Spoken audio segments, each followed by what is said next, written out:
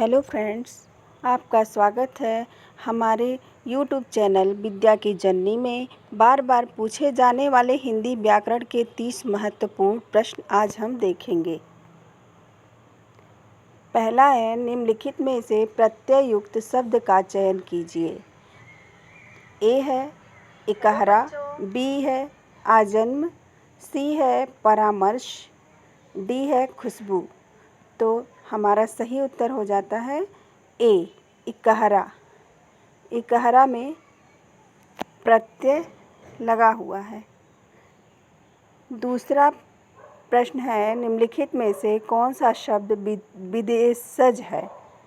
औरत, आग, खेत, पगड़ी। तो विदेशज शब्द इसमें से हमारी औरत शब्द विदेशी शब्द है। अगला है, निम्नलिखित में से व्याकरण की दृष्टि से अशुद्ध वाक्य को चुनिए।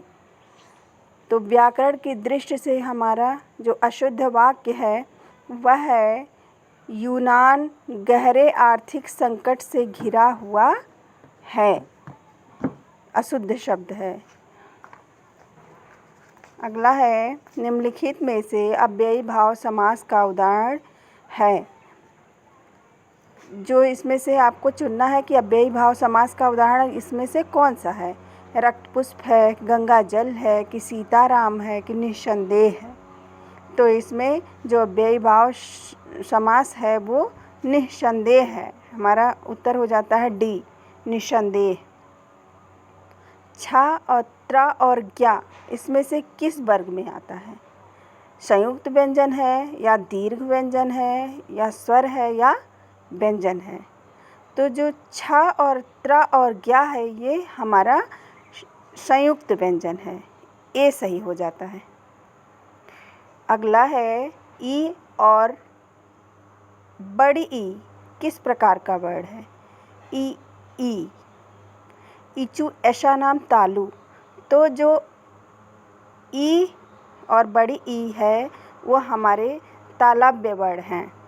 कंठ दिया है, इसमें दंत दिया है, दंतोष्ठ दिया है, तालव्य दिया है। तो इचू ऐसा नाम तालु, तो तालव्य हमारा सही हो जाता है।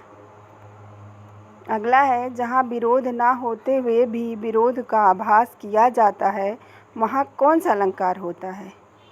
तो जहाँ विरोध ना होते हुए भी विरोध का आभास किया जाता है वहाँ क्या होगा? आपको इस शब्द में ही आपका आंसर छुपा हुआ है। तो क्या हो जाएगा? विरोधाभास।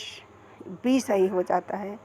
पहला है अतिशयोक्ति, विरोधाभास, श्लेष, यमक। तो हमारा विरोधाभास सही हो जाता है।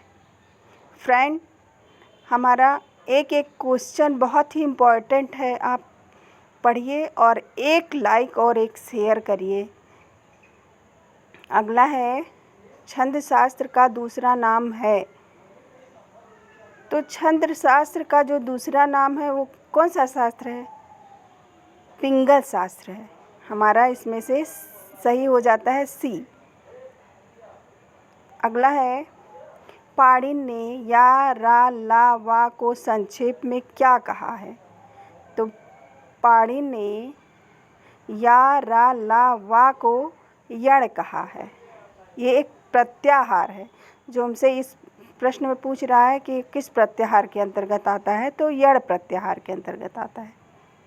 अगला है, श्रृंगार रस का स्थायी भाव क्या है? तो श्रृंगार रस का स्थायी भाव आज सभी को पता होगा। अगर जिसको नहीं पता है मैं बताती हूँ। इसका आंसर हो जाता है सी रति। अगला है, अति उत्तम।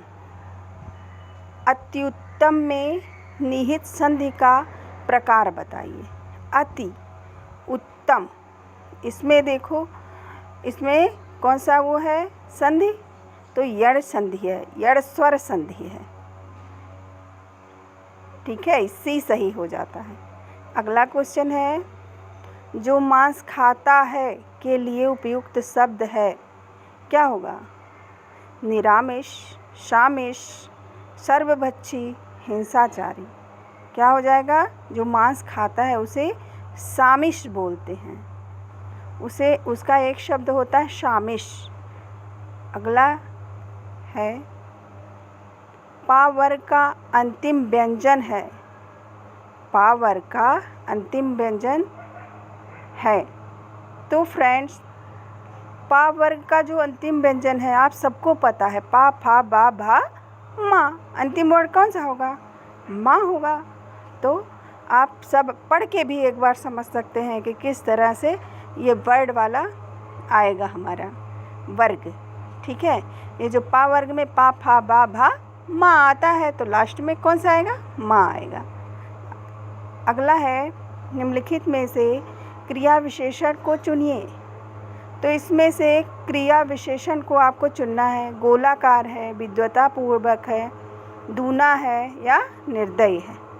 तो हमारा जो क्रिया विशेषण है वो दूना है।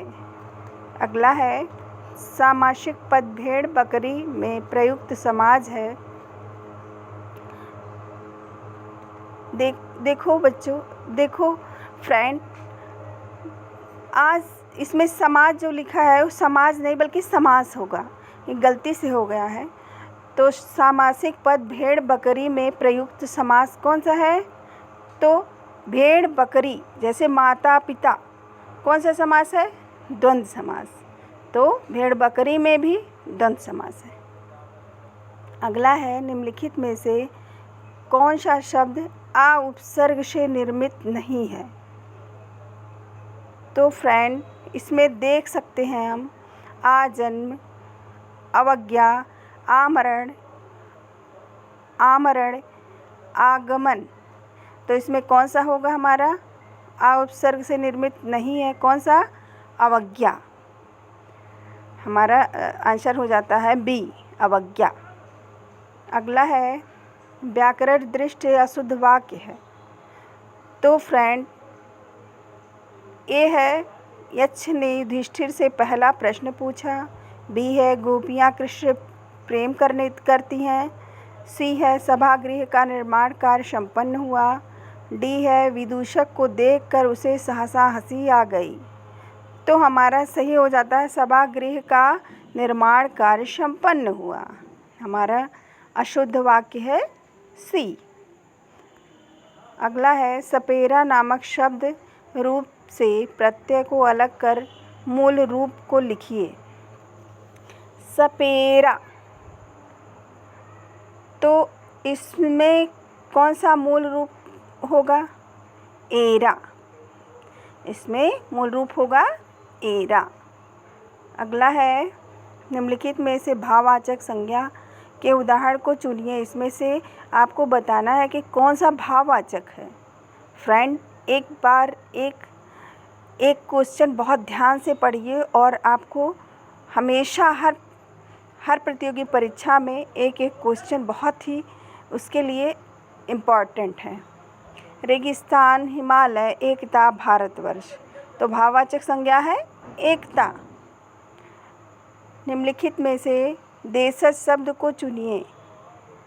तो इसमें से देशज शब्द जो है वो है गड़बड़। अगला है शब्द सार्थक तभी कहे जाएंगे जब।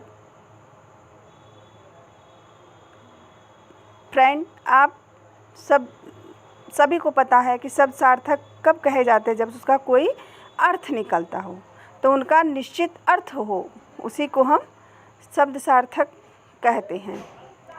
ठीक है, इसका ए आंसर सही हो जाता है, उनका निश्चित अर्थ हो। शब्द सार्थक तभी कहे जाएंगे। अगला है ऋजु का विलोम शब्द कौन सा है? फ्रेंड, ऋजु का जो विलोम शब्द है वो वक्र होता है। आँख लगना मुहावरे का सही अर्थ है। फ्रेंड, इसमें कुछ त्रुटियां हो गई हैं जो मात्रा की, उसको आप एडजस्ट करिएगा। आँख लगना मुहावरे का सही अर्थ है, आँख लगना मतलब नींद आना। तपोवन में प्रयुक्त संधि का नाम है। तपोवन में प्रयुक्त संधि का क्या नाम है? विसर्ग। बी आंसर सही हो जाता है, विसर्ग संधि। किन शब्दों को अर्धस्वर कहा जाता है? अर्धस्वर कहा जाता है या, वा, रा, ला को। तो इसमें या, वा, रा, ला तो दिया नहीं है, वा और या दिया है, तो हमारा सी सही हो जाता है। अगला है सही वर्तनी चुनिए। इसमें कौन सा सही है, कौन सा शब्द सही है, उसको आपको चुनना है। देखो लिखा है अंतर्गत, अंतर्गत, गर्त, फिर अंतर्गत, उपरोक्त में से कोई नहीं, तो आपको सही शब्द चुनना है। तो इसमें से सही हो जाता है सी, अंतर्गत। कौन सा शब्द स्त्रीलिंग नहीं है? फ्रेंड, आप कोई भी शब्द पढ़ के भी समझ सकते हैं कौन स्त्रीलिंग है, कौन पुल्लिंग है।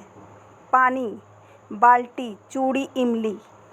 इमली खाई जाती है, चूड़ी पहनी जाती है, बाल्टी भरी जाती है, पानी पिया जाता है, तो सही हो जाएगा पानी।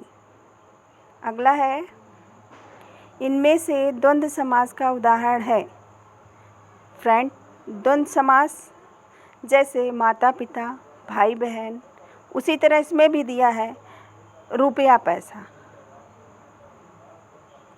तो द्वंद्व समास हो जाता है रुपया और पैसा। ठीक है, जिसमें और आ जाए बीच में वो अक्सर द्वंद्व समास हो जाता है। अगला है फेरी वाला, मिठाई, लगाओ, इन शब्दों में प्रयोग हुआ है क्या? उपसर्ग, प्रत्यय, शब्द विन्यास या अप्रत्यय। क्या इसमें प्रयोग हुआ है? तो इसमें प्रत्यय प्रयुक्त हुआ है। ठीक है फ्रेंड। अगला है अर्थ के विचार से संज्ञा कितने प्रकार की होती है? तो फ्रेंड, अर्थ के विचार से संज्ञा 5 प्रकार की होती है। फ्रेंड, ये मेरा जो क्वेश्चन हम आपको पढ़ाए हैं वो बहुत ही उपयोगी है। आप एक शेयर और एक लाइक मेरे लिए ज़रूर करेंगे। थैंक यू, धन्यवाद।